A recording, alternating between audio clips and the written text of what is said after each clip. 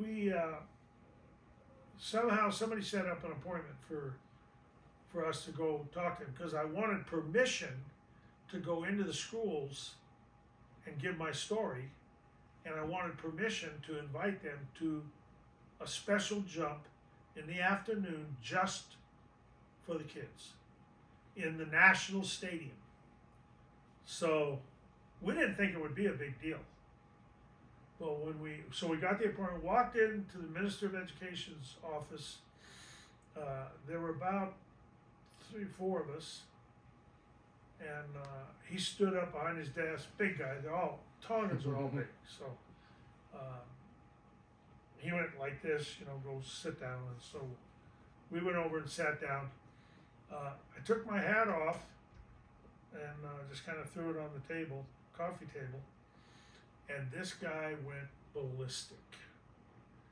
Now, back in those days, a lot of times I would wear khaki stuff when I were doing third world stuff because it's cooler. Mm-hmm. And all my khaki stuff looked like it was hyper military because I did a military press. There, everything was logoed. I looked sharp. Like a uniform. Yeah, it looked like a uniform. And my boots were spit shined, and so I looked like an officer of distinction in somebody's army. It was the Lord's army. Yeah. And he went off. And I mean, this guy stood up, shook his fist at me, went off on me. You Americans, you come over here, you throw your hat on the table, just one thing after another. The whole second floor heard this guy. Yeah. Well, so I'm sitting there, I'm not smiling at him or I'm not really reacting. I'm just kind of sitting there going, Lord, I don't know what I did, but what do I do now? What do I say? The Lord didn't tell me to apologize because I didn't really do anything wrong. I would have. If the Lord said, just ask him to forgive you, I would have done that. But he said, ask him if he's a Christian.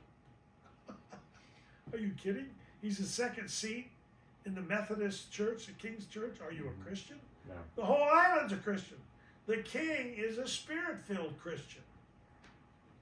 I knew this too. So I went, well, this isn't going to go over too good. But so I said, sir, are you a Christian? Oh, gosh. Talk about putting in the knife and turning it.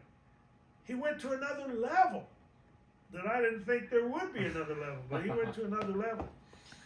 And of anger, you mean? Of anger, yeah. And so I just sat there, and then out of the blue, he stopped.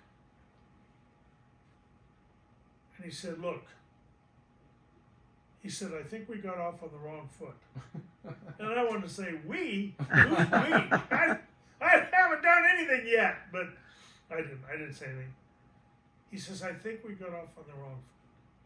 He said, we need to back up and maybe start over.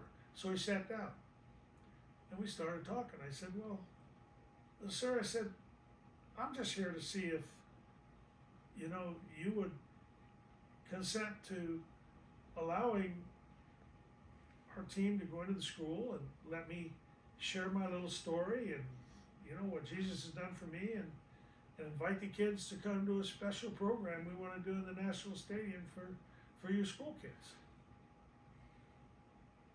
And he goes, I think that would be wonderful.